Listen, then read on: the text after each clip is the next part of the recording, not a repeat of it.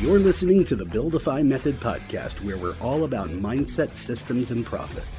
As a nationally recognized business consultant, coach, and speaker, your host Aaron Keith is passionate about supporting the entrepreneur community by sharing his knowledge gained from coaching over 10,000 entrepreneurs in nearly 20 years, at companies ranging from billion-dollar enterprises and celebrities all the way to Main Street and small startups. Each Buildisode's blunt, no-bullshit conversation is led by Aaron along with his co-host Ryan Coyne, a veteran tech consultant and nationally recognized speaker. Each week, Aaron and Ryan deconstruct mental and physical aspects of the topics that challenge all successful entrepreneurs, while also providing coaching, insight, and specific advice on distinctions that affect all growth-minded entrepreneurs. So listen up. It's time to work on your business, not just in your business. Hello, everyone, and welcome to a special episode of the Buildify Method podcast. Join with my co-host, Ryan Coyne. Thank you, Aaron. Welcome to the first in our series called Titans of Industry. We are joined by our first Titan of Industry, Julia Spillman, the CEO of the Eklund Gomes Team at Douglas Elliman, the largest real estate team in the country. Julia, thank you so much for joining us today. Thanks. Thanks so much for having me. Absolutely. I am so excited, everybody. Today's conversation is going to be how to have hard conversations as a CEO. And I'm very honored to have Julia with us today. Julia is a friend. She's a colleague. She's a client. And obviously, Ryan Coyne, one of my best friends and colleagues. So today is going to be a very, very juicy conversation where we're intending to kind of pull back the veil and really speak openly and honestly and truthfully about the stuff that generally isn't talked about being a CEO. Oftentimes CEOs are glorified and it's this beautiful, amazing job. And, you're up on this pedestal. And I don't think people really talk about the grit and the challenging things that we have to experience, not only mentally and emotionally, but also physically. Yeah, that couldn't be more true. And that's why I want to go into the fact that everybody talks about being a CEO like it's this glorious status symbol or a position that's coveted in the world, an ultimate job role to achieve. But let's talk about the real life of a CEO, the harder things about being a CEO. And Julia, can you tell us, for you, what are some of the hardest things about being a CEO? Well, as I always joke, when they give you this glorious title, which obviously, I'm something so incredibly proud to obviously not only lead this team, but have such impeccable partners like John Gomes and Fredrik Eklund to do this with. But they really should have gave me a note that said good luck and Godspeed. Because if you look up the definition, it's executive with chief decision-making authority in a business. Now, quite frankly, who doesn't want that? But Right. they don't really expand on something that Aaron and I love to talk a lot about and is, critical for all of my employees is job descriptions and checklists. How could you ever possibly write a job description or be able to fabricate a checklist of what actually happens in this role? So true. So true.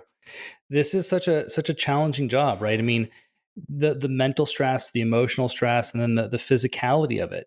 No one can tell you the amount of hours that you're going to work and how often your brain's on, right? Just because you're not physically at work, you're thinking about it all the time, especially when you're in startup mode or growth mode. Mm-hmm. Mm-hmm. And Julia, you and I have talked about this. Ryan, you've talked about this with me. Right now, we're kind of in war mode right now, right? This is wartime.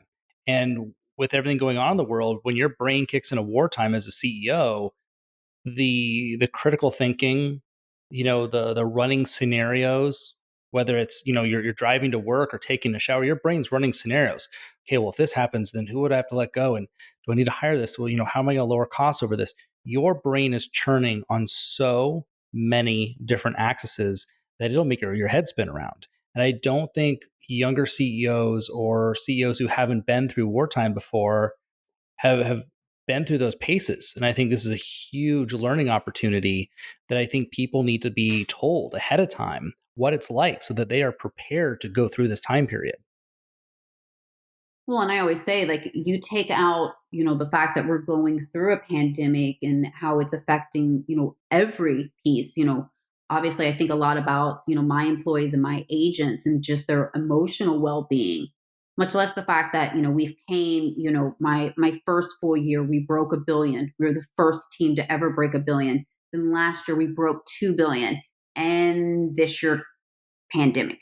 And I think that's what's really difficult is, again, this kind of shift into a wartime, because I now have to, even more so than normal, protect my troops.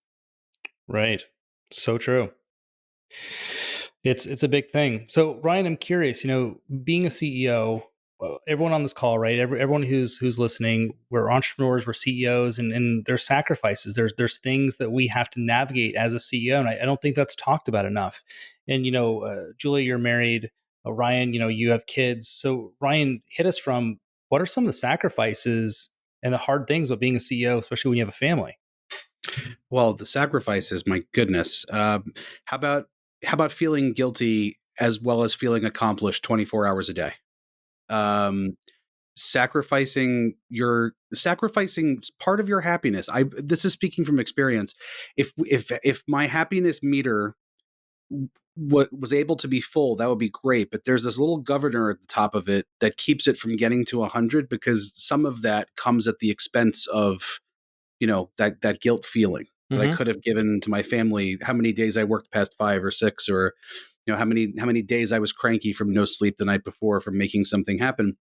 And it's all building something, right? That's what it's supposed to be for. But unless you run your business the right way, you're always going to be working that hard. I told myself that lie in my 20s, that I have to work insanely hard out of my mind. And I literally do not remember my son being 3 or 4 years old. That's how bad I was those 2 years.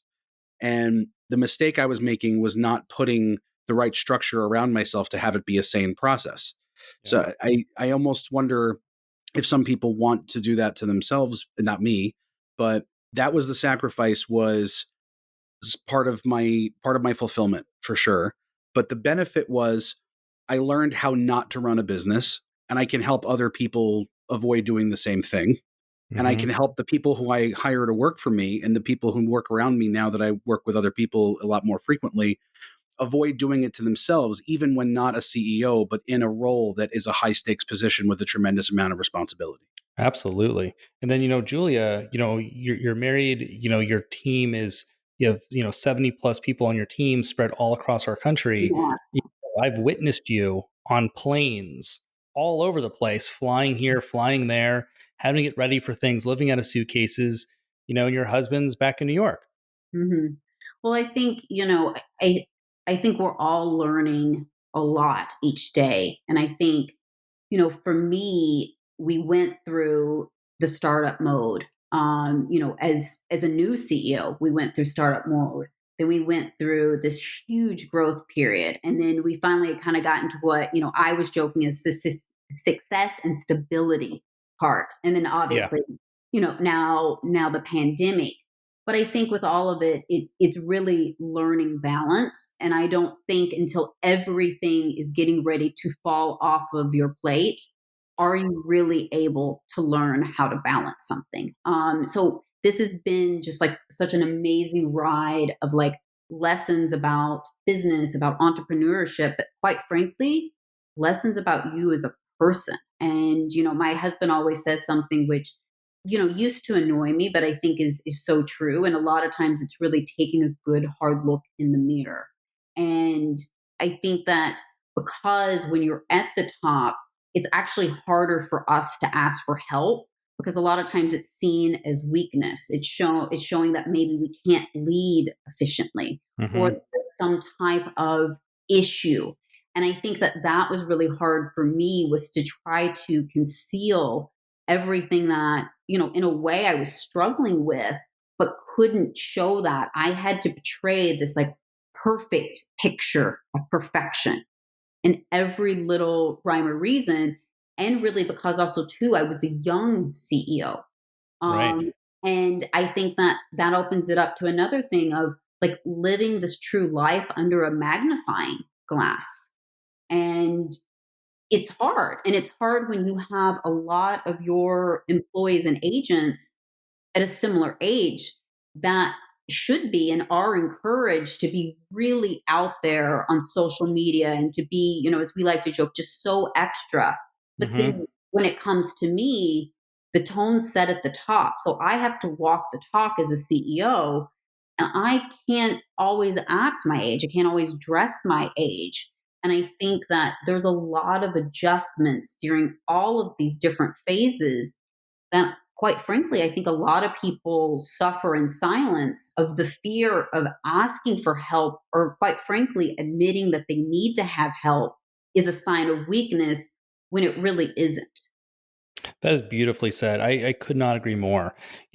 You've heard me as well as Ryan. We've talked to so many CEOs and entrepreneurs on panels, through coaching calls and conferences.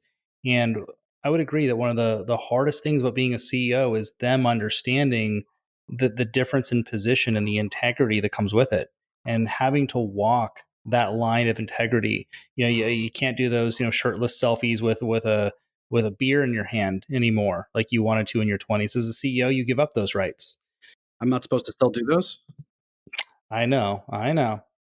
And funny, like, actually, Ryan, back in the day when Ryan and I first met at a mutual client in Long Island, New York, we had a conversation not too far after where we're like, "Hey, I don't think you can do that anymore, bud." And he's like, "You know what? You're right." There's this certain pivotal times in life where, I remember my business coach, he took out all the body piercings, cut the hair, and just we had some tough conversations about walking your talk.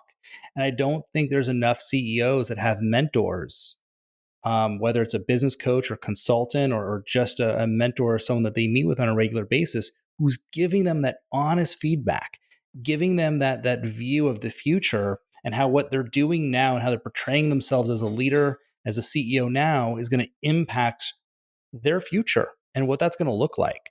So I agree with you, Julie. I think that is one of the biggest things that CEOs can start to do to prepare themselves for their growth and development.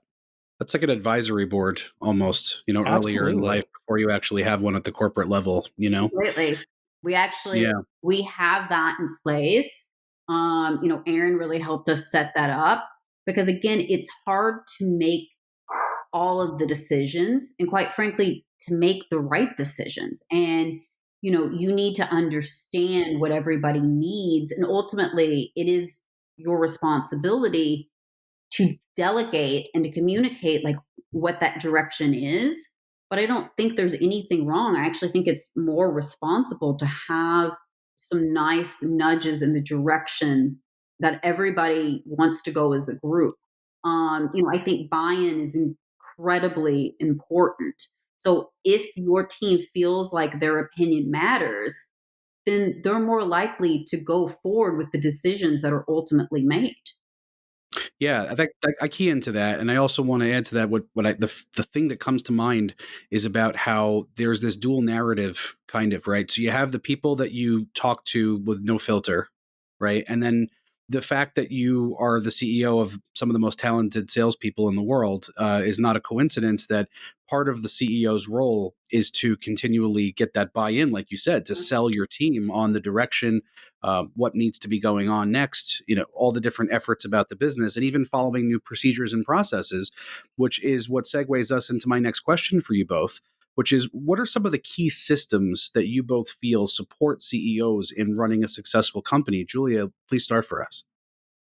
Oh gosh. I mean, I think, and Aaron kind of touched on this, but I think that, it's so critical to have, honest mentors, coaches, and I always say, like, you need a real loaded bench behind you. And, I think that was one of the first things I struggled with is I did feel very alone.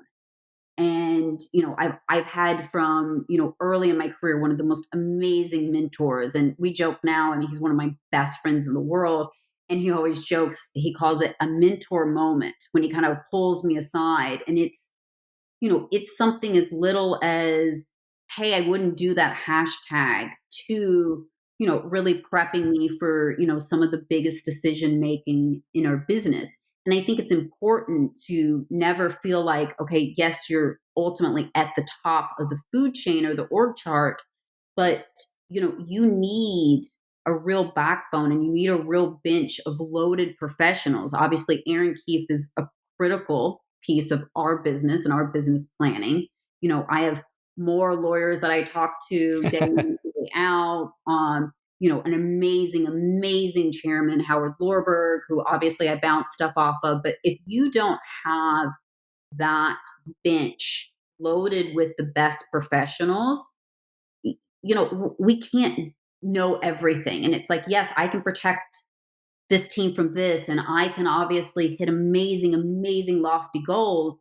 But like, we need, the best legal teams. We need the best coaches. We need the best marketing partners. And nobody should be alone or, be naive enough to think that they can do it alone. Right. And I think too, to Julia's point, when you have that team around you, whether it's legal, whether it's your finance team, your bookkeeper, your CPA, whether it's your business coach or consultant, no matter who it is, their tutelage is going to impact how you view systems, structures, and processes in your business. And Ryan and I, we did a build-a-sode around this. Julia, you and I have talked about this a lot. I think culture is also one of those kind of Absolutely. interesting systems, because I don't think a lot of entrepreneurs think of it as a system. They think of it as this, X factor that just kind of occurred in their really cool business. But it is a business system. And in the company that I'm selling right now, we built our culture document and we have all of our staff sign it when they sign their employment agreement. It's up on the wall. It's something that's built into our meeting agenda. So we're always talking about culture. So I think that in conjunction with having this really awesome bench or team around you, I'd say one of the other systems to layer onto that next is like create your culture, like consciously create your culture and then put structure around it so it exists and it can then build from there. Right, because that X factor that you described, the kind of culture that just kind of happens organically, that some people just assume is what takes place, that's something that you can lose control of if it's not structured. That's how a Absolutely. culture becomes like the away luggage company versus something. My favorite example of like a one sentence culture statement is actually FedEx and the genius that was Fred Smith with the Purple Promise, which is, I'll make every FedEx experience outstanding. That's it. That's just, very simple, but that was revolutionary back when he Profound. first introduced it, Yeah. 40, 50 years ago, whatever it was, 60 years. So I thank you for that. Julia, there's definitely some more that we want to talk about when it comes to, clarity of communication. Can you talk about that as a system with such a large team? I feel like that plays in really well with you. Well, I think, we really have like a full rollout. And, Fredrik and John used to always say, the Eklund Gomes machine. And then we really created that. And we created it through, clarity and communication. And that every single thing, starting from the contract to the writers to the job description, obviously minus mine because we still haven't figured that one out, to the checklist, to, as we call it, like the report card from each side. There is a real system in place. And funny enough, talking about the culture in the system, our first meeting on the day you start is John Gomes's intro to Eklund Gomes. And the first document that you're presented with is the 10 commandments of Eklund Gomes. So that's our culture document. And we feel like it's critical to set the tone, again, tone at the top. So setting that tone and like showing them like, these are the things that are the 10 most important things to us. And the one that I love the most, there's actually two. One of them is be yourself because everyone else is taken. And I'm going to give that quote to Fredrik Eklund in his first book. But it's so true because one of the things that we really struggle with. So when you have the cream of the cream, the top of the top, the best salespeople in the world working for you, how do you make sure, because at the top are the two biggest stars in the industry, and you're layering stars. And the way that we had a lot of resistance from bringing on other top producers, because they were like, well, quite frankly, I want to be the star and there's already a star. And I said, we need to stop thinking about this as like, who's the star, and think of it as a constellation. All of us are stars, and the brighter that each of us are as stars, the brighter our constellation is going to be. So we completely changed the mindset of that. And so it was critical that each of our agents really are their best self. And I love, we have so many different and unique personalities, and we really, really honor them for being different. And I think that that's what collectively makes us such a strong group. And another, obviously, we're very big on no drama. But obviously, we have a reality show, we have a lot of personality. So I say, my joke was always, we are all about theatrics, just no drama. Right. I think it's too, when I look at you, Julia, and the time that we spent together personally and professionally, Ryan, same, personally and professionally, both of you, in my eyes, are some of the top communicators that I know. And I think for all of you entrepreneurs and CEOs listening to this, what you want to take away from what we have had to deal with as CEOs and training and working with other CEOs is the willingness to have straight, honest, no bullshit conversations. Julia has had to have really challenging conversations over millions and millions of dollars on a regular basis. Ryan, you've had to have some very challenging conversations with pissed off customers, negotiating deals, dealing with celebrities. And, obviously I train CEOs for a living, so it's my daily practice. And I think when CEOs can understand that at their core, that it's never going to be easy. It's never going to be comfortable. There's never a good time to have a hard conversation.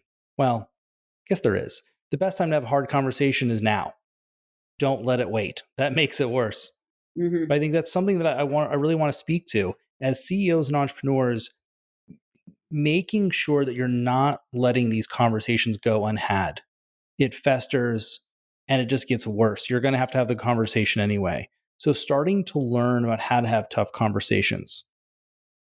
Yeah, I mean, it really helps you set expectations as fast as possible, right? Like the number one cause for me throughout all of my many careers that I've felt like I'm living, it has been mismatched expectations undermines progress in a relationship, in a project, anything. Absolutely. So with that point, let's kind of move into conversation. So I want to talk more and kind of deep dive into having tough conversations. So Julia, what advice would you give CEOs on having powerful conversations, even though they're tough? Well, I think the first thing is again, having them, and having them immediately. But I think that a lot of people assume that there's always going to be, again, the drama, or someone's going to be upset about this and that. And I think it's really, the biggest thing that I wanted to do in the business was change the mindset of being proactive rather than being reactive. And I Right. think that in all businesses that's a problem, but really in real estate. So we were constantly putting out fires, we're constantly reacting. But how do we become proactive? And for us, it was extremely clear agreements. And if it wasn't clear Mm, enough, there was a rider. Having boundaries. Gray area is not something that anyone likes. And what I think gray area really is a awkward, uncomfortable area where there's not communication. So any gray area, as soon as we identified it, we figured out how to clarify it. And that was a really big step for us. So there wasn't this kind of, like awkwardness ever in our business. So we're constantly, as you know, Aaron, we're constantly updating agreements. We're constantly issuing riders. I never want someone to be doing a job and be confused on exactly what is their role in the job, but also what is their pay structure in the job. yeah.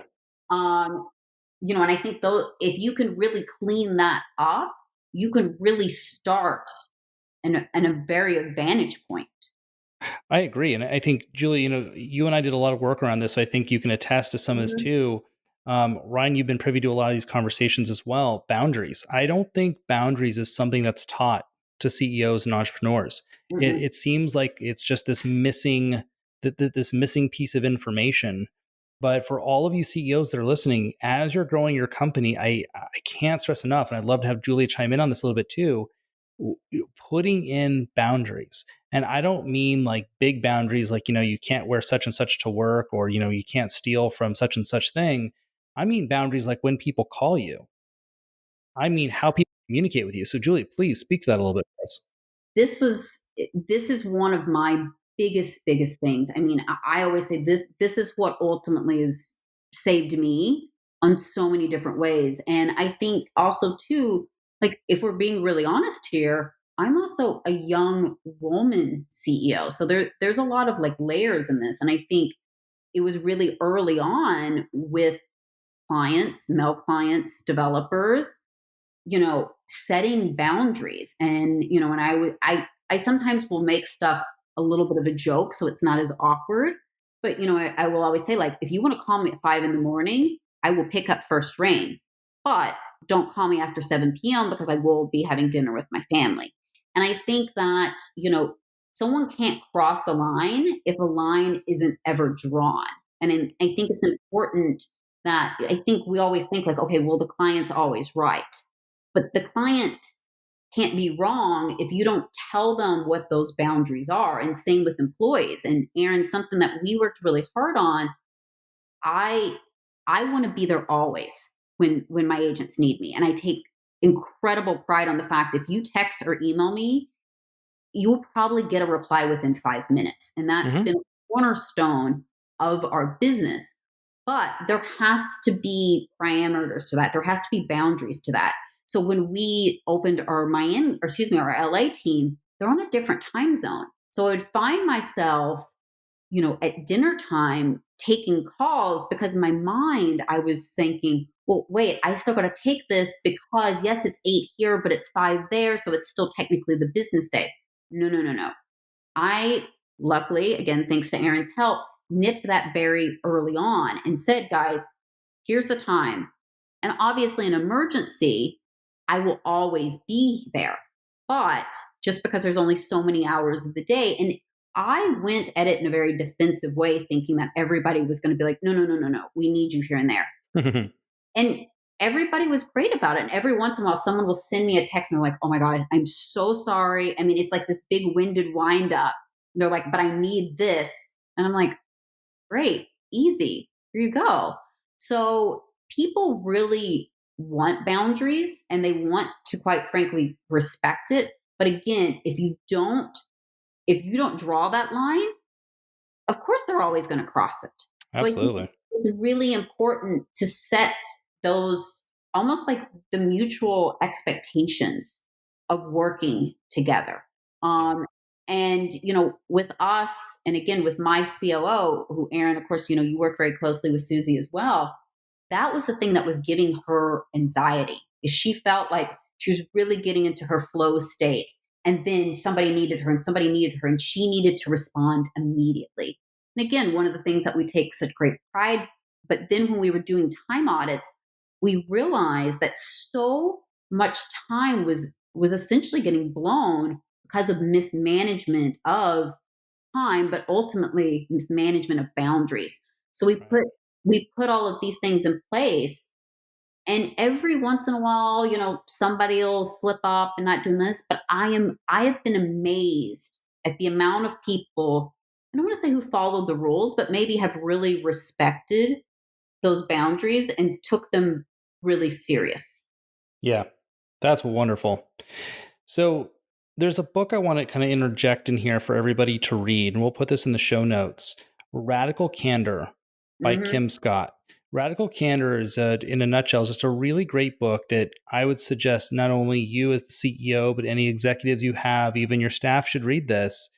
That really helps people understand how and the importance of having really blunt, very straight conversations and how it actually benefits people and benefits their effectiveness and benefits the organization as a whole. So I think it's a really, really great read. It's a very, very impactful book. And then also, Ryan, for everyone listening, I relate to Ryan as my chief linguistics officer. What a mouthful. Case in point, why he comes to me for the Woo! Ryan is masterful, and he spent a lot of time studying language and words that work and phrases. And he's helped. Actually, he was integral in helping me sell my company that's going right now. And so, Ryan, what advice do you give for CEOs and entrepreneurs that are listening about using language? Well, I mean, aside from reading Words That Work by Dr. Frank Luntz and getting intimately familiar with the 10 rules of effective communication, the easiest ones to remember are: don't make people run for the dictionary. That's something that people like to do when they feel fancy or intelligent, or want to show off that they know all these wonderful SAT words. It's actually not effective communication when trying to get your message across. And knowing your audience is important. Sometimes it's required to do so, but I recommend that everybody think very carefully about the words that you repeat. And I find that there is rhetoric that we kind of fall back into as part of our natural cadence, our natural go-tos for being able to be expressive. I have a sister who says "like" extremely frequently, to the point that it's unmistakable. Like, you can't help but start noticing it. And it's easy to not be objective because it's your own speech that's coming out at people. But as a leader, it's important to not only have a modulation to the things that you say, to know that when you raise your voice, it needs to be something that is infrequent so people actually listen. Otherwise, it's all yelling and people start to tune it out. Your email style has to be something that is succinct. If you wall of text everybody, you're just going to fatigue everybody and starting to ignore some of the finer points of what you're trying to get to. Aaron, you and I recently, when we were going through that acquisition negotiation that you mentioned, there were exchanges that we took entire paragraphs out of because all it was doing was making the ocean deeper to swim through. And we were trying to reach bottom with our tippy toes as soon as possible. Um, that's the kind of stuff that you can do to self-audit. Record yourself speaking with your app on your phone, right? Notes app or anything else that you use to record. And just maybe record yourself on the phone, not the other person, just yourself, and play it back. Listen to how you speak. If you notice these patterns emerging, there's a chance that the things that you're saying that are meaningful may be getting canceled out by the fact that you don't sound as diverse with the way that you're expressing yourself as you could. That's the thing that I think a lot of people should start with. I love it. That's great. And I think, Ryan, to kind of touch on that point, one of the things for me, I really almost needed to see myself as almost kind of like this wiser self slash CEO. So I worked on a lot, and quite frankly, I'm still working on a lot of like meditation and deep breathing and visualization of this person. In real estate, a lot of times I talk about this whole like fake it till you make it. But I also think you need to have a very clear vision of what you want people to see you as. And I think that's really important for a young new CEO, is to figure out like, okay, yes, you want to break 1 billion, you want to break 2 billion, but how do you want people to see you? How do you want your interactions to impact their life? And I think through a lot of visualization exercises is really important in that realm. Yeah, that speaks to reputation and short-term legacy, right? Because we all have two legacies. We have the legacy that's here and now when people talk about us when we're not in the room, right? And the way that the people that work with us or that potentially are our customers look forward to or not look forward to working with us, right? Like I made a reputation for myself in the tech industry as being a tech guru people looked forward to showing up, as opposed to, oh my God, the tech guy is here, which is very common, right? So I think that's absolutely fascinating to me because even we all have this picture of ourselves and who we are. That's one of the reasons I like that Crystal Knows software I'm always going on about, is because we have a way that we see ourselves and there's a way that we actually behave that the data shows very clearly we actually conduct ourselves, right? So that keys in for me, and I thank you for saying it that way. Yeah, I mean, I think it's a lot of, we all have a lot of internal work to do. But I think the problem is sometimes when you get again to the top, it feels actually harder to grow because all of these milestones to get from, okay, I was doing rentals, now I'm doing sales, now I'm working on penthouses. Like they're very easy to flow through this like journey to get to the top. But then when you get there, it's not like all of a sudden we know everything. There's so much more to learn, but it seems to actually be harder to, kind of, because again, I can't go to someone and say, hey, I'm really looking to break into sales and I'm doing great numbers in rentals. How do I get there? It's just assumed that you know everything. And I think that's something that everybody really struggles with, but again, struggles alone. Yeah, and I think that comes out especially when you're training somebody else on how to avoid a mistake that you might have made earlier in your career. And we all don't look forward to the day when we say, like, back in my day or when I was, in your position or whatever. But when it happens and you think, oh my goodness, I was you once, and how much you've grown since, feeling intimidated by something that you take very casually these days, Mm-hmm. So, that kind of goes into, there's a lot that goes into being a good CEO, right? We've broken down some really good topics. We've talked about key systems. We've talked about the hardest things about being a CEO.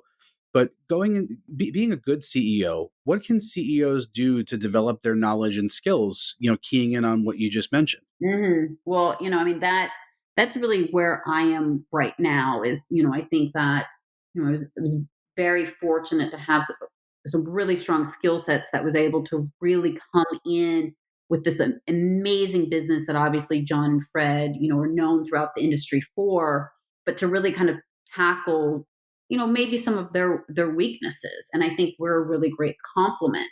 But I think again, kind of touching on, what I kind of call it like the loaded bench. And, it's one of the things, the real deal kind of has dubbed me as the mastermind. But I always joke, what's really the most important is the masterminds behind the mastermind. So I want to, again, really, really stress the importance of having the best people in your court. Because again, and I think this is the most important thing is it's lonely at the top. It There, is. I mean, that never made sense to me, and it makes all the sense in the world. So if you don't have that support system, and if you're also when you're thinking about hiring people, I think it's really important because again, your entire life is about this business. Whether as Aaron said, like whether you're going to dinner or whether you're sleeping, you are always thinking about the health and safety of this business. So when you're looking for employees, you have to have loyal and like-minded people. And I always say one of the most important things to us when we're hiring is the thought of, I'm on a lot of planes and I'm constantly living out of a suitcase. I mean, again, obviously I'm not traveling as much now, but I never want to go into one of our offices and not be happy and quite frankly thrilled at whoever is the random person that I see first. Right. And, when we're hiring, we really think about that because, we often call ourselves a family. And when you're working at this intensity and you're working at this level and at this much time, it is important that these people feel like an extension of your family because, quite frankly, a lot of times you're spending more time with them than your family, as obviously the three of us know. That's true. Um, you know, Yeah, that'd be the difference between somebody choosing to make the sacrifice of additional time to get something done and blowing it off. That's the thin red line.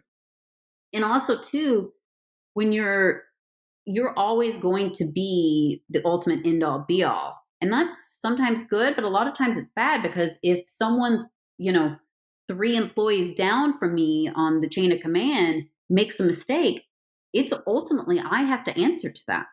That's And right. I think that you have to really trust the people. And I'm very, very against micromanaging. They've got to run with a rope. And obviously, if they ultimately hang themselves, that's what happens. But it's critical that you go into a relationship in a place of trust and obviously guide them and give them the tools to be incredibly successful. But I think it was really hard for me, even with our COO, who I've worked with the longest out of anyone, to really start delegating and giving those tasks away.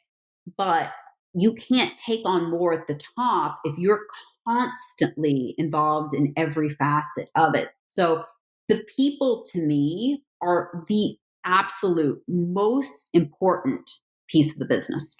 Yeah, I agree. And I kind of want to speak to your point here just about it's lonely at the top that you mentioned earlier. I think I think people need to understand, CEOs need to understand that when you are organizing your team, one of the benefits of having these people around you that are your trusted advisors is it removes that loneliness. These are people that get you. They have been there, they have done that, they have made the hard decisions, they have rolled the dice, they've had wins, they've had losses. They get you, and there's something peaceful and about really feeling heard, really feeling gotten, that your advisors are going to know more about you than most people in the world. I've had a business coach since I was 21 years old. I'm 42. So every single Monday for 2 decades, I've had either one person or a team of people that I divulge everything to and put it all on the table, mentally, emotionally, physically. And to have these people that are there for you, that will never let you quit, they'll never give up on you, that'll always give it to you straight and honest, that is the most empowering feeling that one can have as a CEO. So I really, really champion, the team. I'd say another bullet point that I think all of us can consider is having some entrepreneur groups. I don't think there's a lot of them out there that I would personally vote for. There's a few. Vistage is a good one. EO, so Entrepreneur Organization. I'm in one called Gen Next. There's a handful of really, really top-notch entrepreneur or CEO groups. I would strongly, strongly suggest if whether you're a seasoned CEO all the way down to a new, get in one. The peer groups, the idea sharing, the emotional support, it is so profound. And I think it adds a dimension to your leadership ability and your development as a CEO. It'll really help take you to that next level. And then, of course, I think the most important and what has really been a game changer for myself personally, and of course our team, is hiring a business coach. And, I think when you're looking for a great coach, obviously Aaron Keith is a phenomenal coach. But I think what was really, to me, I was so drawn to you is I felt like you were one of the first people, and maybe one of the few people in my life at this point, who, when you tell me no, I don't get defensive about it.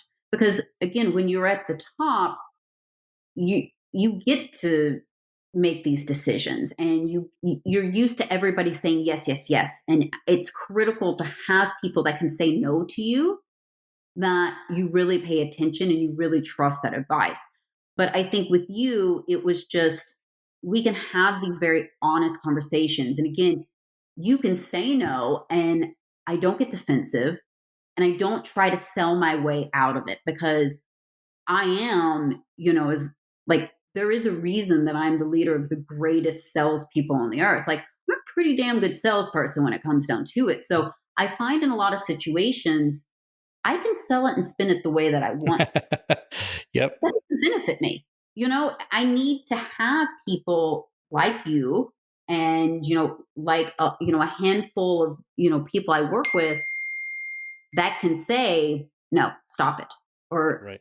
that's that's really going to take you in a path that you don't want to go, but let's talk about it. And Absolutely. having that, to me, is what I think has really given me the confidence to lead the team in any and every scenario. So if there is someone out there that's thinking, well, I've made it this far, what can someone help with? Your mind will be blown at, like, the other thing. You, quite frankly, I mean, because you remind me, at a probably weekly, that you also still need to be thinking about. Yeah. And, first, thank you for the kind words. And second, education, right? There's so many things. Like when I get on with my coach, though it's been 2 decades, there's always something new. There's always another layer. And to have someone who can see my blind spots, Mhm. it's That's the way it's of putting Yeah, it's so wonderful, and Julie and I, we have a lot of text messages back and forth about this. Is kind of a running joke about this book. Julie and I have a love affair with the book "The Hard Things About Hard Things" by Ben Horowitz. This book is awesome. I mean, I can't say enough. For those of you who do not have a coach or a mentor, your books can act as a stepping stone. It is an entry level place of getting information. It's not intermediate, it's not advanced, but books are a great way of starting to get that kind of virtual mentorship and that kind of input of information. Julia, speak about the book because I know you love it as well. I mean, you had me read it, gosh, was that a couple of years ago? And it's so funny because right around the shutdown or the lockdown, I picked it back up because it just smacked me in the sense of, wait a second, we're going into war and I have to shift into a wartime CEO. And the stories are just, they're so amazing. I actually think some of the quotes, I've said them to myself, I've written them so many times. I actually think they're my own at this point because they're they're so obvious. They're so impactful. And I think again, as a new CEO, as a CEO of decades, there's so much that just really speaks to you. And I think sometimes it is feeling that you're not alone. And maybe this person's working on a software company that I don't understand anything, but I understand the struggles they're going through. And that's the important part is, you know, I always say, I remember when we broke 2 billion and I remember we broke it. It was like the end of December and we crossed it by $4. And I am like the most unemotional person on the planet. It's, a pro and a con, I like to say of myself. I shed a tear in our Miami office because for us, when you look at these ads and you look at, all of our beautiful marketing, like it just sounds so great, like 2 billion. But every deal that we did, the blood, sweat, and tears, and the deals that didn't happen, and just the whole storyboard of like the journey to 2 billion. I mean, quite frankly, like I probably should write a book on one day, but Yeah. it's a real like emotional process because one of the things that my mentor said early on to me, and it really took me aback and almost kind of hurt my feelings because I was like, okay, and now I'm going to do this, and we're going to have this goal, and we're going to break this, I'm going to set up this. And he said, whoa, whoa, whoa, whoa. You've got to focus and figure out how to stabilize this business. Then you can think about growing it.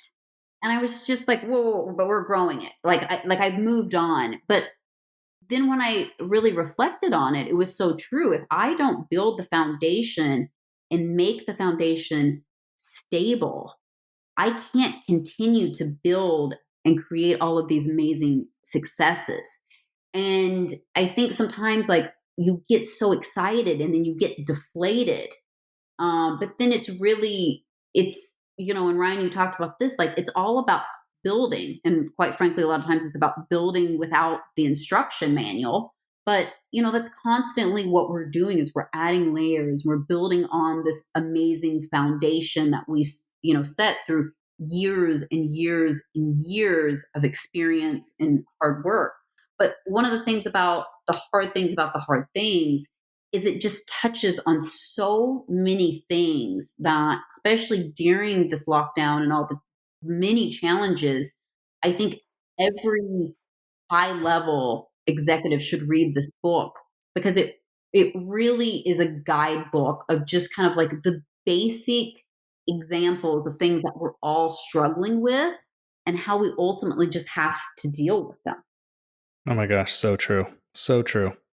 Yeah, that stress builds strength, like working in the gym and then you're sore after and you're stronger the next day, or a pearl that starts from a grain of sand. It takes that time to build it into something beautiful. One of my favorite things, and I pulled, it's funny because Aaron and I were talking about this book and I was like, oh my gosh, I have like 52 quotes from it that are my favorite. But I think, as I was like reflecting on doing this talk, one of the things that I pulled out was a piece from it and says, what's the secret to being a successful CEO? Sadly, there's no secret, but But there is one skill that stands out. It's ability to focus and make the best move when there are no good moves. Mm.